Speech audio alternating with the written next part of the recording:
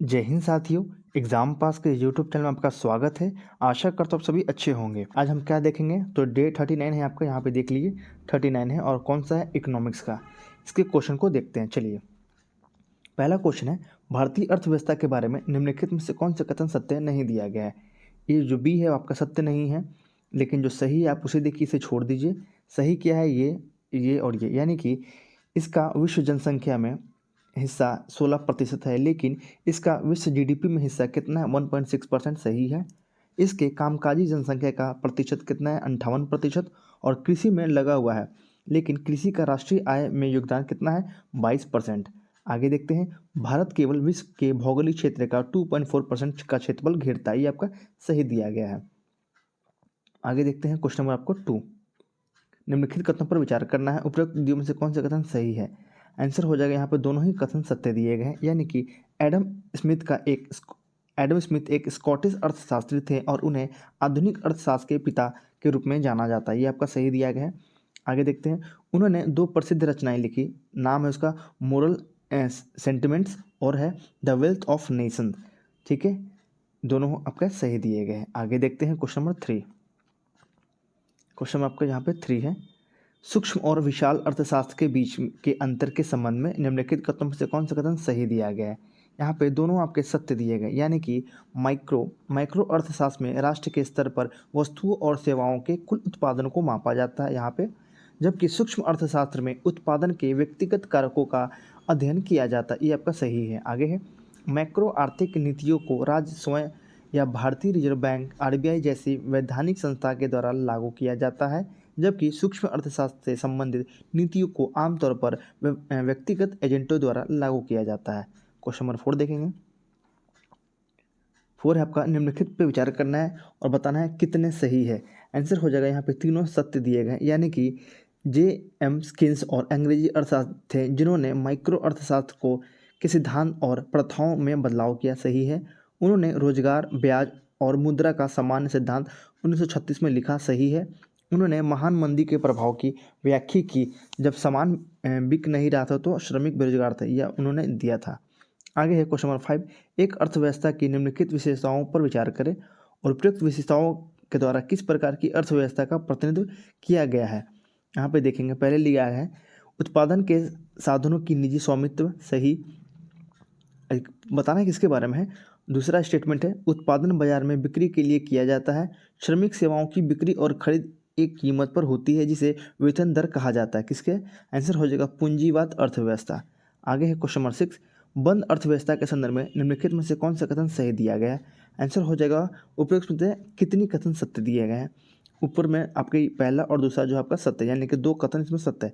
क्या है देख लीजिए, इसका अर्थ है कि देश में कोई आयात नहीं आता है और कोई निर्यात नहीं जाता, पहला। दूसरा है, सभी वस्तुएं और सेवाएं एक ही अर्थव्यवस्था की सीमाओं के भीतर निर्मित है, ये भी आपका सही है।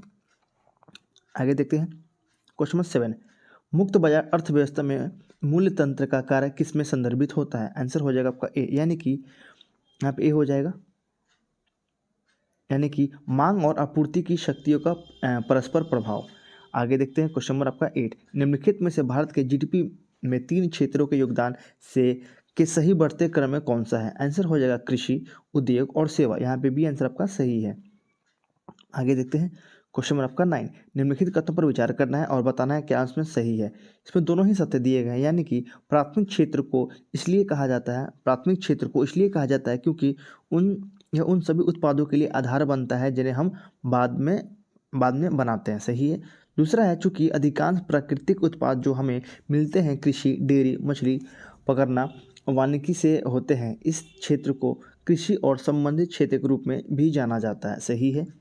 आगे देखते हैं क्वेश्चन नंबर 10, निम्नलिखित कथनों पर विचार करना है, बताना उपयुक्त में से कौन से कथन सही दिए गए हैं। तो इसका आंसर हो जाएगा यहाँ पे दोनों ही कथन सत्य है, यानी कि देख लीजिए, तृतीय गतिविधियाँ अपने आप में किसी वस्तु का उत्पादन नहीं करती, लेकिन ये उत्पादन प्रक्रिया के लिए एक सहायता या समर्थन है, सही है। आगे है, परिवहन, बैंकिंग, भंडारण और संचार और व्यापार तृतीय गतिविधियों के कुछ उदाहरण दिए गए हैं। आगे देखते हैं क्वेश्चन नंबर आपका 11 है, यहाँ पे 11 है, सभी 3 जोड़े अर्थात 1 2 3 सही है, यहाँ पे पूछा गया, यहाँ पे आपका 11 यहाँ पे है। उपयुक्त में से कितने जोड़े सही हैं, यहाँ पे पूछा गया, तो यहाँ पे सभी जोड़े सही है, यानी कि चौथक हो जाएगा परामर्श और अनुसंधान और विकास, पंचक हो जाएगा कार्यकारी अधिकारी, द्वितीयक हो जाएगा निर्माण और विनिर्माण। आगे देखते हैं क्वेश्चन आपका 12। निम्नलिखित में से किसे मानव विकास के 4 स्तंभों के रूप में जाना जाता है, आंसर हो जाएगा बी, यानी कि समानता, उत्पादकता, सशक्तिकरण और स्थिरता। आगे है क्वेश्चन आपका 13। मानव विकास के संदर्भ में निम्नलिखित में से कौन सा कथन सही है, आंसर हो जाएगा चारों आपके सही दिए गए, यानी कि यह एक प्रक्रिया है जो लोगों के विकल्प को बढ़ाती है और उनके जीवन में सुधार करती है, सही है। समानता, स्थिरता, उत्पादकता और सशक्तिकरण मानव विकास के 4 स्तंभ है, सही है। आगे विकास का अर्थ एक गुणात्मक परिवर्तन है जो हमेशा सकारात्मक मूल्य का होता है, सही है। आगे है मानव विकास का सिद्धांत महबूब उल हक द्वारा पेश किया गया था, ये भी आपका सही दिया गया है। आगे क्वेश्चन नंबर 13। मानव विकास के संदर्भ में यहाँ पे 1 मिनट, हाँ 14 है आपका, भारत के सकल घरेलू उत्पाद की गणना के संबंध में निम्नलिखित में से कौन सा कथन सही दिया गया है, आंसर हो जाएगा इसमें से कोई भी नहीं। आगे चलते हैं, क्वेश्चन नंबर आपका है यहाँ पे 14 है, जीडीपी की गणना उपभोग, निवेश, सरकारी व्यय और निर्यात के योग से की जाती है, जिससे ये आयात घट जाता है। तो क्या हो जाएगा इसका आंसर, इसमें दिया गया है कथन 3 गलत है, 2 गलत है, आपका 1 गलत है। आंसर हो जाएगा उपयुक्त में तो कोई भी इसमें सही नहीं है। आगे चलते हैं, यहाँ देख लीजिए लिखा गया है उपयुक्त में तो कोई भी सही नहीं है। आगे देखते हैं आपका क्वेश्चन नंबर 15। अर्थव्यवस्था के संदर्भ में अतिताप क्या है, अतिताप का अर्थ क्या है, आंसर हो जाएगा यहाँ पर सी, यानी कि एक आर्थिक स्थिति जहाँ अर्थव्यवस्था बहुत तेजी से बढ़ रही है, सही है, जिससे उच्च मुद्रास्फीति होती है और संभावित रूप से भविष्य में आर्थिक मंदी आती है, ठीक है, सी आंसर हो जाएगा। आगे देखते हैं क्वेश्चन नंबर आपका 16। वित्तीय संक्रमण का अर्थ क्या है, आंसर हो जाएगा बी, यानी कि एक वित्तीय संस्था से दूसरे वित्तीय संस्था में वित्तीय संकट या संकट का प्रसार, ये आपका सही दिया गया है। आगे देखते हैं क्वेश्चन नंबर आपका 17। नवीनतम आर्थिक सर्वेक्षण के अनुसार वर्ष 2023-24 के लिए भारत की वास्तविक आर्थिक वृद्धि डैश होने का अनुमान है, कितना, आंसर हो जाएगा 6 से लेकर 6.8 तक, कितना हो जाएगा 6 से लेकर 6.8 तक, ठीक है। आगे देखते हैं क्वेश्चन आपका 18। राष्ट्रीय सांख्यिकी कार्यालय के NSO के जीडीपी गणना फॉर्मूले के घटक क्या है, आंसर हो जाएगा 3, 1 2 3 सही है, यानी कि निजी अंतिम उपभोग व्यय, आगे है सकल स्थिर पूंजी निर्माण, आगे है सरकारी अंतिम उपभोग व्यय, तीनों, ठीक है, ये 4th नहीं होगा, ये तीनों होंगे। आगे देखते हैं आपका 18 नंबर।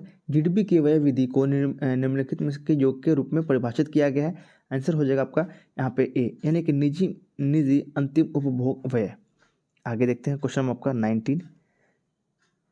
19 है, व्यय पद्धति के बारे में जीडीपी की गणना के लिए गलत कथन खोजें, आंसर हो जाएगा केवल एक, जो आपका ये गलत है, यानी कि दोबारा दर्ज के सामानों पर किए गए खर्च को शामिल किया जाना चाहिए, आपका गलत है। आगे देखेंगे क्वेश्चन आपका 20। क्वेश्चन है आपका NSO आधिकारिक तौर पर भारत के सकल घरेलू उत्पाद के अनुमान में विसंगति कब मानता है, आंसर हो जाएगा सी, यानी कि जब यहाँ पे लिखा गया है जब व्यय पद्धति के प्राप्त सकल घरेलू उत्पाद उत्पादन पद्धति से प्राप्त सकल घरेलू उत्पाद के बराबर नहीं हो, आपका ये हो जाएगा।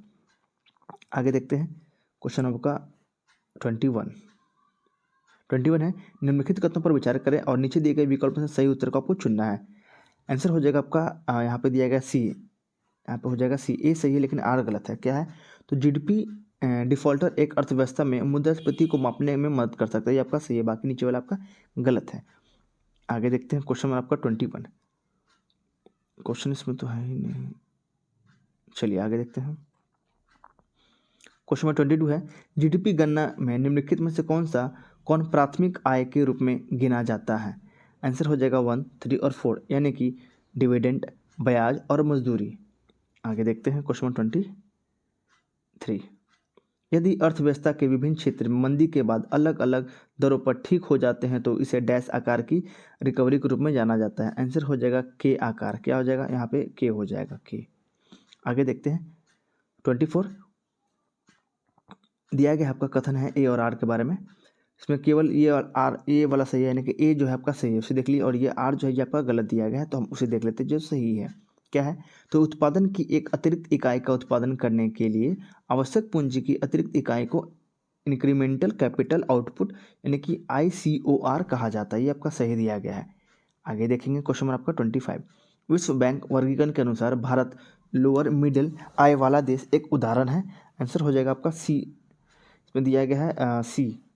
ये सही है पर आर गलत है आपका, ये सही है, यानी कि विश्व बैंक वर्गीकरण के अनुसार भारत लोअर मिडिल आय वाला देश का एक उदाहरण है। आगे देखेंगे 26। अविकसित देश की व्याख्या के लिए संयुक्त राष्ट्र यानी कि ECOSOC परिषद निम्न में से कितने संकेतों का उपयोग करता है। आंसर है दिए गए संकेतकों का 3 फैक्टर है, इसमें जो 3 फैक्टर है वो, ठीक है, इसके बारे में थोड़ा देख लेते हैं। यहाँ पे देख लीजिए, केवल 3 संकेतों को उपयोग किए जाते हैं। क्या है, तो प्रति व्यक्ति आय यानी कि प्रति व्यक्ति सकल राष्ट्रीय आय, मानव संपत्ति और आर्थिक और पर्यावरणीय जोखिम, इस तीनों को आप याद रखेंगे। आगे देखते हैं 27 की ओर। निम्नलिखित में से कौन सी गतिविधि अर्थव्यवस्था में वास्तविक क्षेत्र का निर्माण करती है। आंसर हो जाएगा आपका यहाँ पे किसान अपनी फसल काटना, और हो जाएगा आपका 2 यानी कि कपड़ा मिलों को कच्चे कपास को कपड़े में बदलना। आगे देखेंगे 28 है। 2015-16 के दौरान भारतीय अर्थव्यवस्था द्वारा दर्ज से 7 से लेके यहाँ पे 7 पॉइंट हो गए, यहाँ पे हटा लीजिएगा, 7 पॉइंट हो गए। यहाँ पे देखिए, यहाँ पे क्वेश्चन में दिया गया है 7.6 विकास दर निम्नलिखित में से किस पर आधारित है। आंसर हो जाएगा स्थिर कीमतों पर सकल घरेलू उत्पाद। आगे देखेंगे क्वेश्चन आपका 29 यहाँ पे देश एक्स में आर्थिक विकास होगा यदि, तो आंसर हो जाएगा एक्स में पूंजी निर्माण होता है। आगे देखेंगे क्वेश्चन 30। एक उच्च बजट वाली अर्थव्यवस्था होने के बावजूद पूंजी निर्माण के कारण उत्पादन में महत्वपूर्ण वृद्धि निम्नलिखित में से किस कारणों नहीं हो सकती। आंसर हो जाएगा उच्च पूंजी उत्पादन अनुपात। ठीक है, आगे है 31 नंबर क्वेश्चन। किसी देश के कर से सकल घरेलू उत्पाद के अनुपात में कमी क्या दर्शाती है। आंसर हो जाएगा केवल 1 यानी कि मंद आर्थिक वृद्धि दर। आगे है 32। आर्थिक मंदी के दौरान निम्न में से कौन सा कदम उठाए जाने की संभावना सबसे अधिक होती है। आंसर हो जाएगा यहाँ पे आपका दिया गया है बी, यानी कि सरकारी प्रोजेक्ट के खर्च में बढ़ोतरी। आगे देखेंगे 33 नंबर क्वेश्चन। सापेक्ष लागत पर राष्ट्रीय उत्पाद निम्नलिखित में से किससे बराबर होता है। आंसर हो जाएगा बाजार मूल्य पर राष्ट्रीय उत्पाद अप्रत्यक्ष कर प्लस आपका सब्सिडी, इसे देख लीजिए, बी वाला आंसर आपका होगा। आगे देखेंगे क्वेश्चन नंबर 33, यहाँ पे 34 सॉरी। निम्नलिखित में से कौन सा व्यक्तिगत प्रयोज्य आय के बराबर है। आंसर हो जाएगा ए, यानी कि व्यक्तिगत आय माइनस परिवारों द्वारा भुगतान किए गए प्रत्यक्ष कर और विधिक शुल्क, जुर्माने आदि यहाँ पे दिए गए, देख लीजिए। आगे देखेंगे 35 नंबर क्वेश्चन। पूर्ण और प्रति व्यक्ति वास्तविक GNP में वृद्धि आर्थिक विकास के उच्च स्तर को नहीं दर्शाते यदि। आंसर हो जाएगा सी, यानी कि निर्धनता और बेरोजगारी बढ़ती है, आपका सी हो जाएगा। आगे है क्वेश्चन नंबर आपका 36 है। निम्नलिखित में से कौन सा कथन सही नहीं है। आंसर हो जाएगा बी, यानी कि मूल्यह्रास परिसंपत्तियों के मूल्यांकन की प्रक्रिया, ये आपका गलत दिया गया है। आगे देखेंगे 37 नंबर क्वेश्चन। मान लीजिए कि कोई भारतीय नागरिक विदेश में निवेश करता है और अपने निवेश पर सकारात्मक रिटर्न कमाता है। निम्नलिखित में से कौन सा सही है। आंसर हो जाएगा बी, यानी कि उसकी आय भारत की राष्ट्रीय आय का हिस्सा है लेकिन भारत की सकल घरेलू उत्पाद का हिस्सा नहीं है, ये आपका सही दिया गया है। आगे देखेंगे क्वेश्चन आपका 38 है। सकल घरेलू उत्पाद की वृद्धि दर में गोल्डीलॉक्स परिदृश्य के बारे में सही कथन को आपको बताना है। इसमें कोई भी कथन सही नहीं है। आगे चलते हैं 39। निम्नलिखित में से कितने कारक किसी स्थिर संपत्ति की मूल्यह्रास की दर को बढ़ा सकते हैं। आंसर हो जाएगा इनमें से केवल 2, यानी कि पैसेज ऑफ टाइम यानी कि समय का बीतना दिया गया है, और तो इसमें कुछ नहीं दिया गया है। आगे चलते हैं, ठीक है आगे चलते हैं। बाकी इसका व्याख्या आप ये देख लीजिए, इसका व्याख्या है ये। आगे देखते हैं क्वेश्चन आपको 40। निम्नलिखित कथन पर विचार करना है और बताना क्या सही है और क्या गलत है। यहाँ पे देखिए, यहाँ पे दोनों ही कथन सत्य है पर जिसकी व्याख्या है ये जो आपको वो गलत दिया गया है, लेकिन सही स्पष्टीकरण नहीं करता है। कहने का मतलब ये है, यहाँ ने देख लीजिए पहला और दूसरा दोनों सही है, लेकिन दो जो एक का सही स्पष्टीकरण नहीं है। सही तो दोनों है, देख लीजिए एक बार। मूल्यह्रास किसी व्यवसाय के वास्तविक लाभ या हानि का पता लगाने में मदद करता है। मूल्यह्रास एक गैर नगद व्यय है। आगे देखते हैं 41 नंबर क्वेश्चन। ऋण परिशोधन अथवा परिशोधन डैश से संबंधित है, एक अवधारणा है। आंसर हो जाएगा अमूर्त परिसंपत्तियों के मूल्य में कमी। आगे क्वेश्चन नंबर 42, निम्नलिखित में से कितने भारत के लिए प्राथमिक आय के उदाहरण है? आंसर हो जाएगा केवल 2, यानी कि 3 और 4। यानी कि दिल्ली स्थित ONGC विदेश लिमिटेड की 15 देशों में तेल और गैस संपत्तियों ने कुल 16,553 करोड़ का लाभ उत्पन्न किया है, सही है। और SBI ने 36 देशों में फैली अपनी 194 विदेशी शाखाओं के द्वारा किए गए ऋणों पर 485 करोड़ का ब्याज प्राप्त किया है। ये आपका सही दिया गया है। आगे देखेंगे 43, निम्नलिखित में से कौन सा संयुक्त राज्य अमेरिका के लिए द्वितीयक आय के उदाहरण है? आंसर हो जाएगा केवल 2, यानी कि भारत के प्रधानमंत्री मोदी ने USA की प्रथम महिला जिल बेडेन को 7.5 कैरेट लैब निर्मित हीरे का उपहार 15 लाख का दिया। आगे देखते हैं क्वेश्चन नंबर 44 है, निम्नलिखित में से कौन सी कथन सही नहीं है? बताना है आपको। विश्व राजनीति में हाई पावर, यहाँ देखिए हाई पावर को राज्य और अन्य अभिनेता उपयोग कर सकते हैं, जिससे धमकी या जबरदस्ती का उपयोग शामिल है। आंसर हो जाएगा केवल 2 और 3 आपका सही है। यानी कि वाशिंगटन सहमति शब्द ऐसी नीति को संदर्भित करता है जो बाजार में हस्तक्षेप की कोशिश करती है। आगे है, आत्मनिर्भरता को आमतौर पर आर्थिक आत्मनिर्भरता के रूप में समझा जाता है। आपका सही है। आगे है 45, निम्नलिखित में से कौन सा कथन सही है? आंसर हो जाएगा कोई भी कथन सही नहीं है। आगे चलते हैं 46 देखेंगे। प्रति व्यक्ति GDP का स्तर निम्नलिखित में से किस पर निर्भर करता है? आंसर हो जाएगा कार्यशील आयु की जनसंख्या का अनुपात, कार्य भागीदारी दर, प्रति श्रमिक उत्पादकता, तीनों पर। आगे है 47 नंबर क्वेश्चन। भारत के राष्ट्रीय आय लेखांकन के लिए निम्नलिखित में से कौन सा कथन सही नहीं है। आंसर हो जाएगा C, यानी कि विदेश से अर्जित नेट फैक्टर भुगतान सकल घरेलू उत्पाद में शामिल होते हैं। ये आपका सही नहीं है। आगे 49 नंबर क्वेश्चन 48,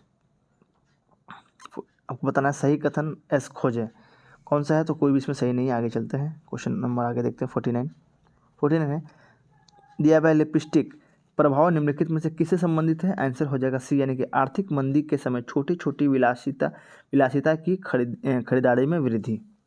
आगे देखते हैं क्वेश्चन नंबर 50 आपका थैचरोमिक्स और रेजोनोमिक्स ने डैश की वकालत की। आंसर हो जाएगा बाजारों पर सरकारी नियंत्रण में कमी।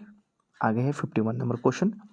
GDP संभावित और GDP गैप के संबंध में निम्नलिखित कथनों पर विचार करें, कौन सा सही है? इसमें हो जाएगा दोनों, यानी कि GDP क्षमता उच्चतम संभव उत्पादन को संदर्भित करती है जो एक देश निरंतर मुद्रास्फीति पर सभी उपलब्ध श्रम और पूंजी का उपयोग करके प्राप्त कर सकता है। GDP गैप को संभावित GDP और नाम मात्र GDP के बीच अंतर के रूप में परिभाषित किया गया। दोनों आपका सही है। 52 नंबर क्वेश्चन है, किसी राष्ट्र का शुद्ध घरेलू उत्पाद यानी कि NDP डैश से प्राप्त होता है? आंसर हो जाएगा सकल घरेलू उत्पाद से पूंजीगत संपत्तियों की मूल्यह्रास घटना। आगे 53 नंबर क्वेश्चन बताना है आपको, निम्नलिखित तुमको विचार करना है, सभी तीनों युग्म सही है। यानी कि पहली योजना हो जाएगा आपका सामुदायिक विकास परियोजना, दूसरी योजना हो जाएगा भारी उद्योग, तीसरा हो जाएगा हरित क्रांति।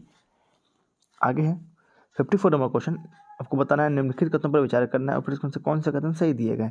तो दोनों ही सत्य है, यानी कि दूसरा 5 वर्षीय योजना मुख्य रूप से महालनोबिस के विचार पर आधारित थी और इसलिए इसे महालनोबिस योजना कहा गया। ये आपका सही है। आगे है दूसरा नंबर वाला, महालनोबिस को पत्रिका यानी कि सांख्य के प्रकाशन की उपलब्धि का श्रेय भी दिया जाता है। दोनों आपका सही है। 55 नंबर क्वेश्चन है, 7वें पंचवर्षीय योजना के संदर्भ में निम्नलिखित कथनों पर आपको बताना है। आंसर हो जाएगा, पूछा गया कौन से कथन गलत है। इसमें जो दूसरा वाला ये आपका गलत है, इसे छोड़ दीजिए, सही वाला जान लीजिए आप। क्या है? तो औद्योगिक क्षेत्र का GDP में योगदान 1950 से लेकर 51 में 13% से बढ़कर 1990-91 में कितना हो गया? तो 24.6 हो गया है। आगे 56 नंबर क्वेश्चन, निम्नलिखित में से कौन सा कथन पहले 7 पंचवर्षीय योजना का परिणाम नहीं दर्शाता?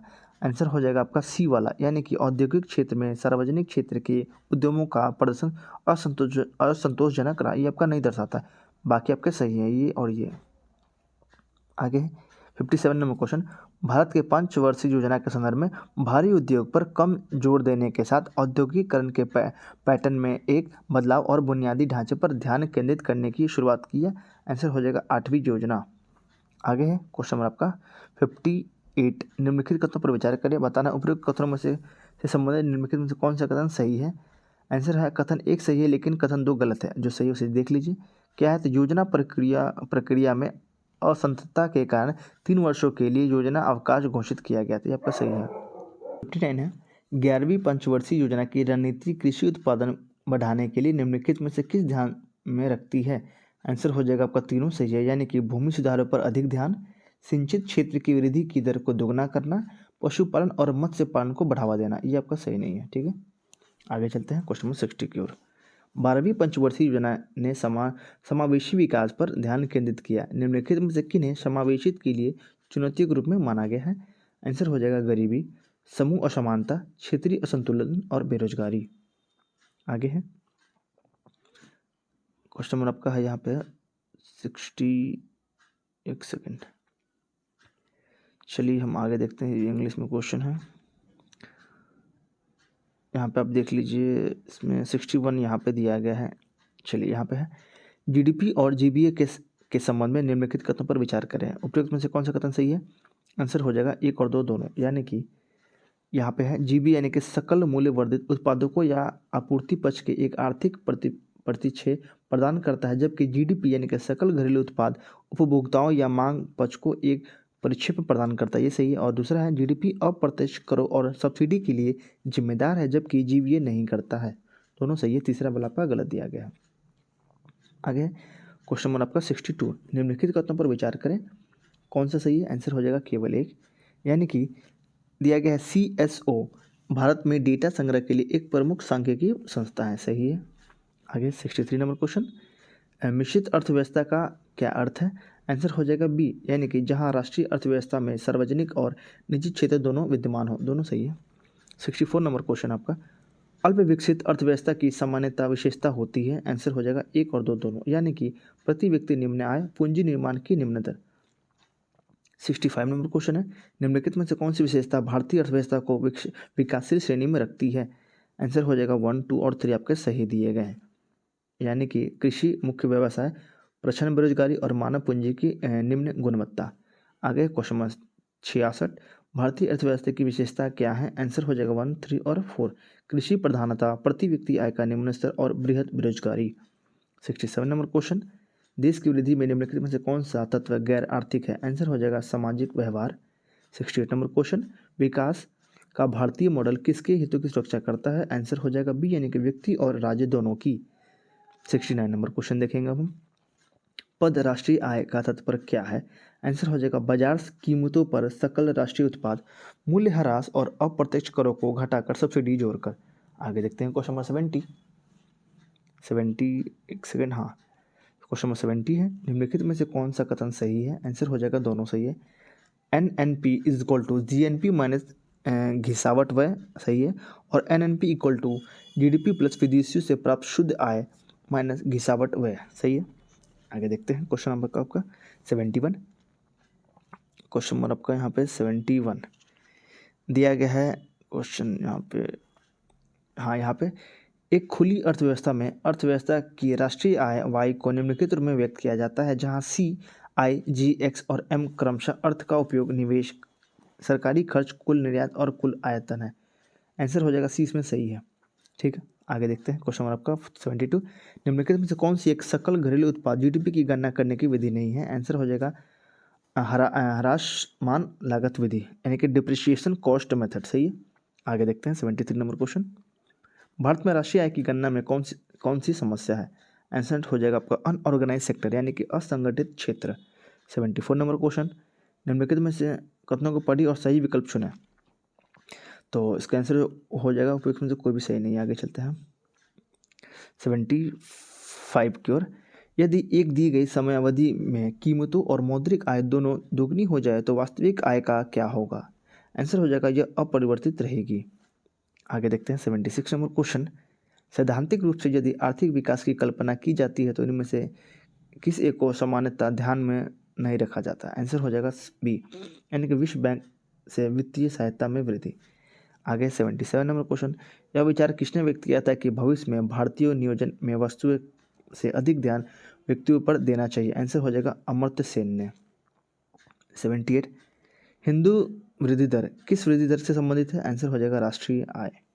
79 नंबर क्वेश्चन है, आर्थिक विकास और स्फीति। 79 यहाँ दिया गया है आपका, आर्थिक विकास सामान्यतः किसके साथ सुगमित होता है। आंसर हो जाएगा स्फीति के साथ। आगे क्वेश्चन नंबर आपका 80 दिया गया है, सूची 1 को 2 सबको मिलान करना है और दिए गए कोड का आपको प्रयोग करना है। तो इसका आंसर यहाँ पे दिया है आपका 80 का ए।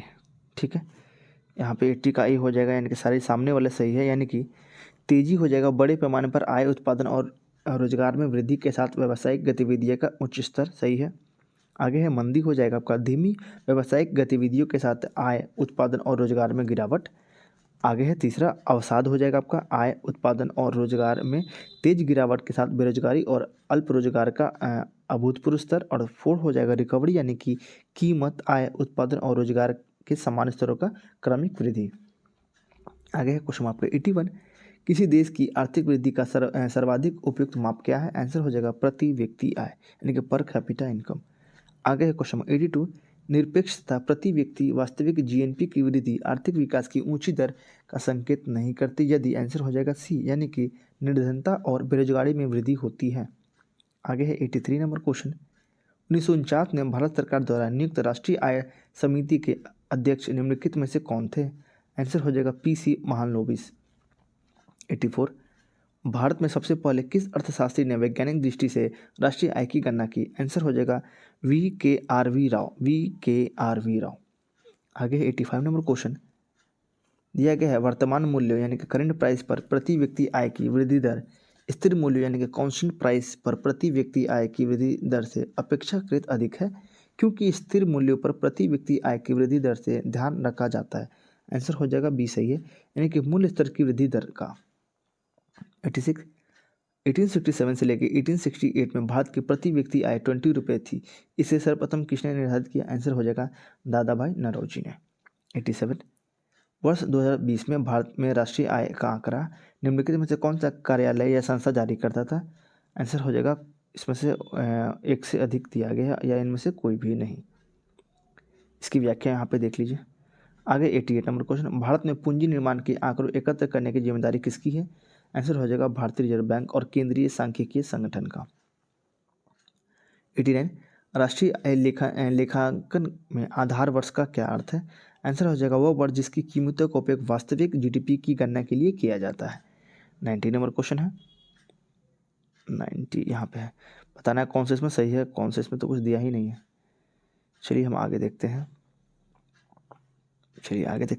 91, पूंजी निर्माण के संदर्भ में कौन सा कथन सही है। आंसर हो जाएगा दोनों, यानी कि पहला और दूसरा, यानी कि पूंजी निर्माण की प्रक्रिया बचतों और वित्तीय संस्थाओं की प्रभावित पर निर्भर करती है और निवेश पूंजी निर्माण के लिए एक अनिवार्य कारक है। आगे है क्वेश्चन 92, भारत में ऊंची बचत और पूंजी निर्माण दर होते हुए भी समृद्धि दर कम होने का क्या कारण है। आंसर हो जाएगा आपका डी, यानी कि ऊंचा पूंजी उत्पाद अनुपात।